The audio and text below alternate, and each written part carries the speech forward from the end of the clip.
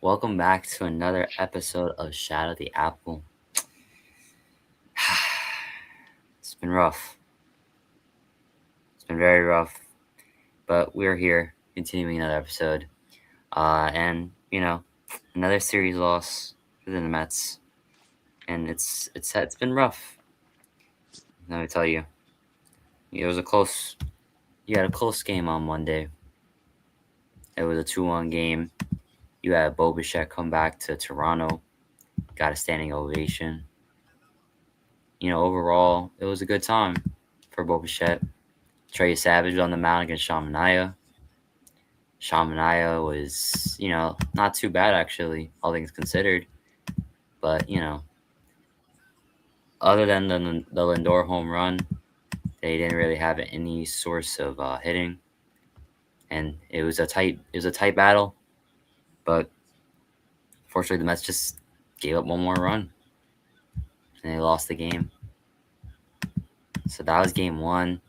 I think Lindor he's batting 301 with 8 home runs and 23 RBIs in 36 career games versus the Blue Jays. So that's pretty cool. That's pretty cool. Yeah, And that's just against the Blue Jays, you said? yeah, Well, the Yankees can use a bat like that against the Blue Jays. yeah. So Sean Manaea, he's 1-3 on the year. He had 5.2 innings pitched. So overall, not too bad. Could be worse. It could be. Yeah. So that was game one. So it could have been worse, I guess. And then they were able to get the win. You had the big highlight was Francisco Alvarez.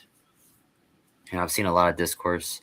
Well, not a lot, but some discourse about the Mets and basically like that Francisco Alvarez is probably the best one out of all those Met prospects that came up around 2022, 2023.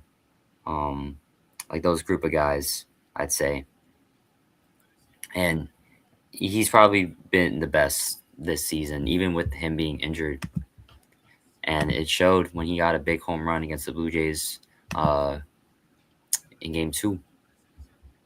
Yeah, so you had Nolan McLean. He was good against Kevin Gausman. Kevin Gausman obviously gave up the home run. He's posting a 7.62 ERA over his previous 5 starts. And then he bounced back overall. But considering how bad he's been, it definitely was actually an improvement. But overall, Luis Torrens hit a homer as well. And then there was a sac fly at the end of the game by Brett Beatty. So ended up winning the game. Yeah. And then game three, they got blown out. So I think that was on Canada Day.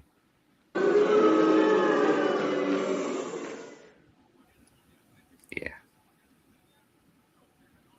So overall, they lose the series. Yeah. Yeah, I mean, I don't know. Good things don't happen when a New York baseball team is playing at Toronto. Yeah, you had Juan Soto making errors. That was the big reason why they lost game one. Yeah, I Um, forgot about that. yeah, it was just overall like people. Just another week. I mean, we kind of know what this team is right at this point, so it Yeah, is I what it mean is, I we've guess. we've talked about it a lot, but that play was brutal. Man, that was in the first game, right? Yeah, it was game one. Yeah, that was. I saw the highlight. It was like it's not a highlight; it's a low light. I'm not exactly sure. Like there was zero effort on that play. Yeah, there wasn't. It was. I mean, I don't know if he just gave up on the play. Maybe he's given up on the season. I don't know. It was it was weird. I don't think I've ever seen anything like that, to be honest. It I was like do, as and I soon as don't it. feel bad because you know what? Like Juan Soto, he's making all that money. He should be able to make a play like that. But here we are. Yeah, I mean, I don't know. It just looked like three different times during that play he just gave up on it. Yeah, yeah, And that bro. was that led off the game. wasn't that? I think I remember it was in the first inning, possibly. Yeah. Overall, it just wasn't a good week for the Mets. Yeah, I Just mean, wasn't a good week. I'm sure people can tell just by the tone of your voice. Even if they had no clue what went on, they could tell not very good. Yeah, But so they're gonna play the Braves next. They're continuing the road trip. Just another rough time. Just an extension of just how bad this season's been. yeah, well, there's not too much more to talk about with them. Like you said, it was kind of a rough series. Um, you know, the Mets side of the content, even the Yankees right now, is pretty negative and not too entertaining, I'd assume. But Yeah, both sides is going to pick up eventually. Obviously, the Yankees are going to start playing better at some point. They can't keep playing like this. That's actually impossible. But then for the Mets, even if they don't start playing well, we'll have more things to talk about once the trade deadline comes around, and maybe some more call ups or whatever. yeah. There's gonna be more news about the Mets coming down the line. So overall, like I think there will be more eventful right now. Right now, the team's just not playing that well, and they're just gonna continue to make more mistakes and just more moves as time comes on.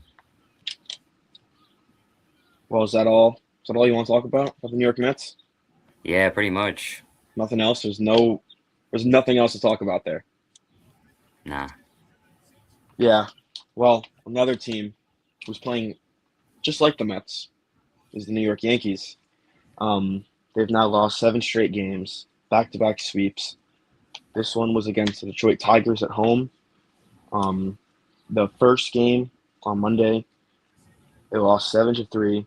Ryan Weathers started. He gave up 5 runs. Only 2 of them were earned because the errors keep continuing. I don't I don't understand how this team's playing so poorly, honestly. Like it really feels like there's a power beyond what's going on the field preventing them from doing anything right now. The Mets? Um well, no, the Mets, but the Yankees too. I mean, it feels like whatever's affecting the Mets every single year is affecting the Yankees right now. I don't know what it is, but it's bad. A throwing error by Jose Caballero in the second allowed 3 additional runs to score to extend the inning. Fielding error by Cody Bellinger in the fourth allowed another run to score. I shouldn't have. Um, the I mean, both errors were these are the 2 best defenders on the team. Cody Bellinger, especially the play he dropped, he makes that in his sleep. He's the best left fielder in baseball, and he dropped like a routine. It wasn't routine. He had to track it towards the wall, but it was in his glove. The 3 runs they did score were a 3-run home run by Ahmed Rosario, his 8th of the year. He pinch hit. Um, so yeah, I mean, brutal game. The the offense didn't hit, and the starter did, which is rotation is the strength of this team we've talked about so much, and the rotation has been brutal recently as well. And the starter didn't give them any length or any chance really. So game two, it was the same situation. The offense did not hit, and the starter did not give them a chance. This time it was Cam Schlittler. He only So went the 4 innings. Tigers. Yeah, against the Tigers. Cam went 4 innings, gave up 6 earned runs with only 5 strikeouts and 1 walk. He gave up a home run to Kerry Carpenter in the first, a home run to Riley Green in the first, and a 2-run home run to Spencer Torkelson in the first. The second inning, he gave up a 2-run home run to Riley Green again. So he put them down 6-0 right away. He took accountability for that, obviously. I actually really liked his post game talking about that start. The Tigers were just destroying his fastball. They're a good team against fastballs when you look at the numbers. Um, and they were just starting their swings early and hitting the ball hard and far. So, um, you know, 4 innings, 6 earned runs, brutal. It raised his ERA all the way up to 2.08. So Damn. his season numbers are still in a great spot, but that wasn't a great start. Probably his worst start. Definitely his worst start this season. Probably his worst start of his career, maybe besides his first two. Um, so yeah, that was against Tarek Skubal as well. So once your starter gives up 6 runs in the first 2 innings against Skubal, you're probably not going to win that game, which they didn't. Skubal won 6 innings pitched, 2 runs. Um, it was Ben Rice home run in the first inning, and then RBIs from Goldie and Dominguez. But final score 9-3. Skubal had 9 strikeouts, and a lot of people were, joking around that could be his audition, start at Yankee Stadium. If that was the case, he did great. But, we keep mentioning that. We'll see what happens as the deadline gets closer, if the Tigers will actually trade him or not, and if the Yankees actually have a real chance and a reason to try and trade for him. But game 3 on Wednesday, Will Warren started. That was the best start they got in this series. 5 1/3, giving up 2 earned runs, 7 Ks, 0 walks. Their 2 earned runs were on a Kevin McGonigal home run and a Kerry Carpenter RBI single. Had the Yankees down by 2 runs in the 6th. They tried rallying in the 8th, couldn't do it. They did rally in the 9th inning. They tied it up 2-2. Ahmed Rosario hit his 9th home run, and Jazz reached on a single, and then he stole second, he stole third, and he scored on a wild pitch. I don't know why he has to go for that approach more often. I mean, he's constantly swinging for the fences. You can see some of his at-bats. He just doesn't put up a fight because he's just swinging at pitches out of the zone or pitches down the middle because he's uppercut swinging, trying to hit it over the fence. When he should be doing this, just trying to get on, have good at-bats, and use his Jazz legs to Chisholm? steal second and third. Yeah, Jazz Chisholm. I would much prefer see him put up better at-bats and try and steal bases, especially now on the offense. They're struggling so much. But anyway, they tied the game in the 9th, so it was 2-2 going to extras. The bottom of the 10th inning, the top of the 10th, the Tigers didn't score. Bottom of the 10th, the Yankees did have a chance to win the game. Spencer Jones was the ghost runner at second, and Jose Caballero dropped a nice sac bunt, moved into third. But there was some controversy with this call. Oswaldo Cabrera was up with 1 out, runner on third, chance to win the game. And Paul Goldschmidt was on the bench. You're putting up Oswaldo Cabrera, who's 0 for 8 since coming back from AAA this year, in that spot when you could just put in Paul Goldschmidt, pinch hit. There was some interesting stuff going on with Dale had like stomach viruses or something. I don't know. Like I said, it feels like everything is in the way of blocking this team. But Oswaldo ended Yeah, up striking out. yeah. So overall, just like stuff it's just been really all for the Yankees. Stuff that's been their strength most of the year. I just haven't been up to par. Yeah, I mean, one of their biggest strengths has been the depth. But, I mean, there's just so many injuries right now. They can't really even keep up. The depth team can't keep up. I mean, half this roster, half of these lineups are guys who in a few months are probably going to be back in Scranton or not in the organization at all. But, yeah, the Yankees failed to score in the bottom of the 10th inning. Like I said, Oswaldo ended up striking out, and then it was they intentionally walked Ben Rice, and then Ali Sanchez ended up striking out.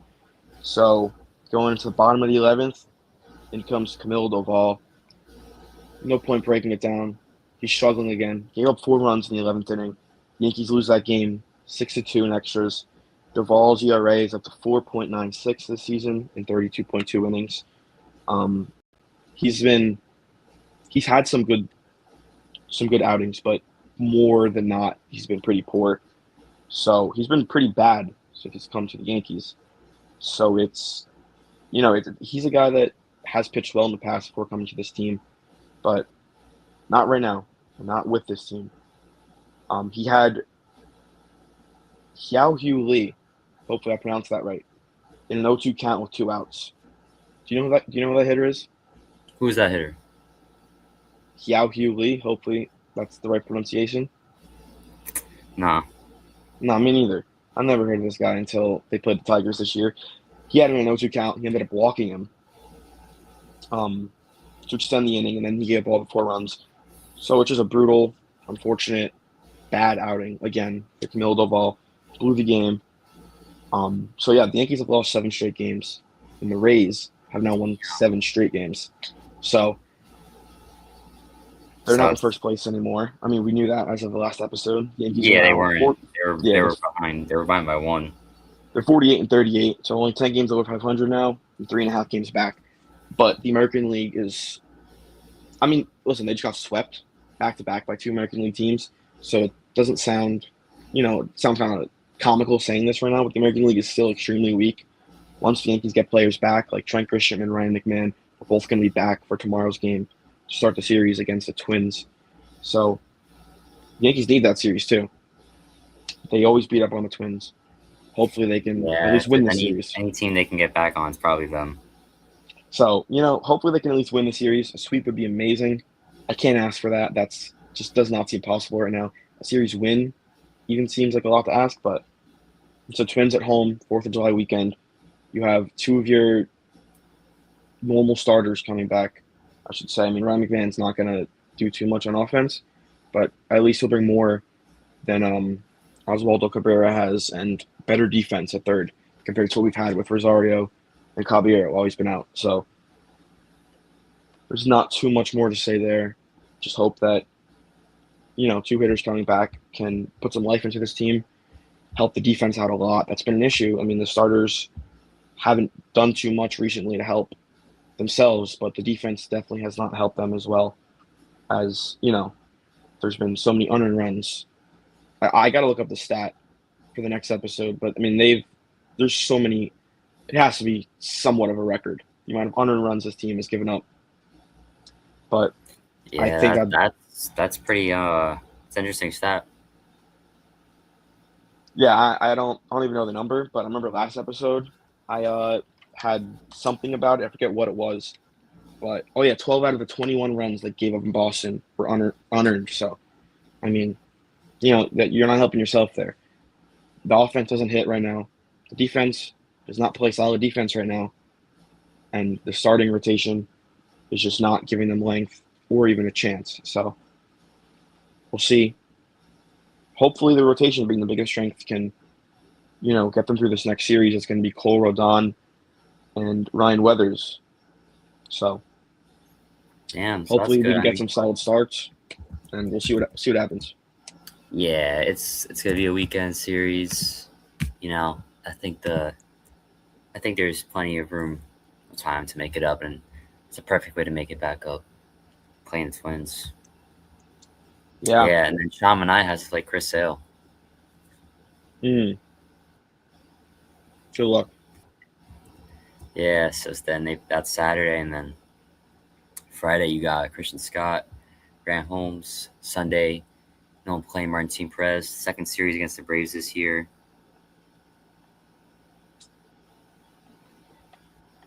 No, I Second mean they series did against win the the first Braves, so series like against the Braves this year. they So did, they did at City Field. So I mean, we'll see what happens. Maybe someone could step up. Who knows? Like Bo Bichette, maybe he's playing well against the Braves. Who knows? We'll see. yeah, well, both teams are struggling really bad right now. I can't really speak too much on the what the Mets need to do, start playing better, to Everything. somewhat try and do anything to try and get back into it. But I mean, for the Yankees, I said what they have to do a little bit. Yeah, I But mean the I mean, Mets it's the Mets are one of the worst teams in baseball. So it's like yeah. it's hard to like even I mean, you can even see them getting back to it because they're one of the worst teams just in the league. yeah, and it's physically impossible for the Yankees to keep playing this poorly for much longer. So I guess we'll have to see what happens. We're not on the field, so we just talk about it. Yeah, hopefully we'll definitely see you soon in the next episode. Definitely want to make it quick because got stuff to do, but we got it out. Unlike these last few weeks, and then we'll have a more in-depth, detailed episode on the weekends. Yeah, hopefully there's more things to talk about in general, and hopefully more positive things for both sides. Yeah, seriously on both sides. All right, well, that'll do it, I guess. Thanks for watching episode 19, Shadow of the Apple. Let's go Yanks. All right, you guys have a great one. Let's go No, Mets. let's go Mets. I was gonna say. All right.